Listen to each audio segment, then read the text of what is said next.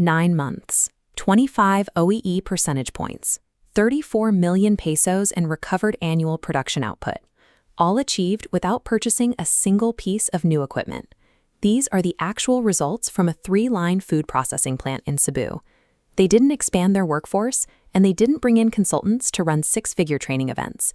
They simply followed a structured, deliberate sequence. Most OEE improvement programs skip straight to advanced solutions. They run SMED or maintenance training, demanding immediate discipline before the foundation is built. But a preventative maintenance program is impossible if you don't know which specific machines fail frequently. Every powerful methodology becomes wasted investment when applied to the wrong problem and the wrong order. The solution is an adapted total productive maintenance sequence built for resource-constrained operations. In this roadmap, accurate measurement always comes first, and targeted action follows. Skipping that initial measurement phase to guess at the right intervention is exactly why so many facilities remain stuck below 65% OEE. Manual OEE reporting showed 73%.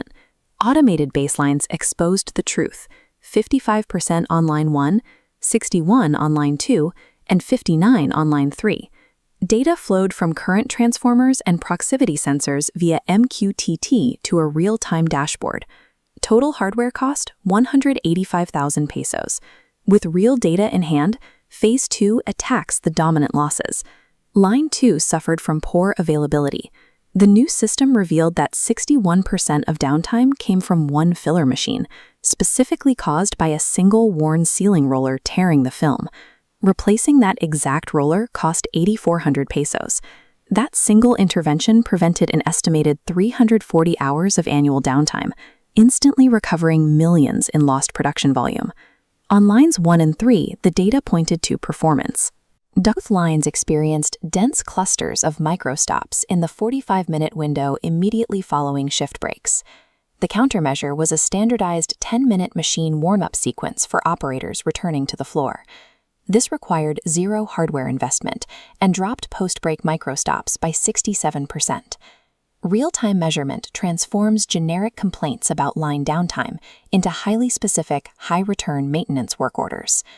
While Phase 2 captures quick wins, Phase 3 runs in parallel, autonomous maintenance. This transfers routine equipment care from the engineering department directly to the daily machine operators. An operator who cleans their machine every single day will instantly notice when a component changes. They catch a failing seal or a fraying belt during their routine inspection, long before it forces the line to stop. The process involves 3 practical steps: restoring it to a clean condition, eliminating sources of dust and debris, and establishing a strict daily checklist. As operators took ownership of basic care across all 3 lines, the baseline equipment failure rate dropped by 34%. By month 9, the results were clear. Line 1, the original bottleneck, climbed from 55%, pulling the entire facility to an 80.3% average OEE. The total financial commitment, including all hardware, implementation time, and replacement parts, was 545,000 pesos. The annual production volume recovered from those same 3 lines was valued at 34.2 million pesos, generating a 6,272% return on investment.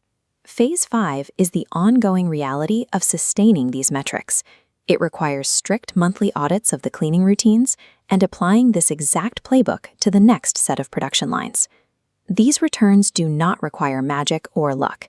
They are the inevitable outcome of executing interventions in the correct sequence.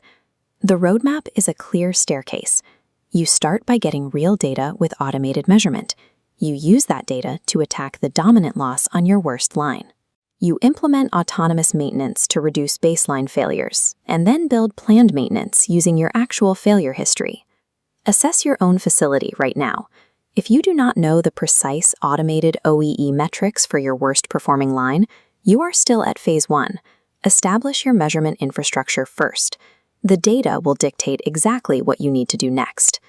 Next time, we are diving deep into the connectivity protocols that make this data collection possible, breaking down RS-485 versus MQTT.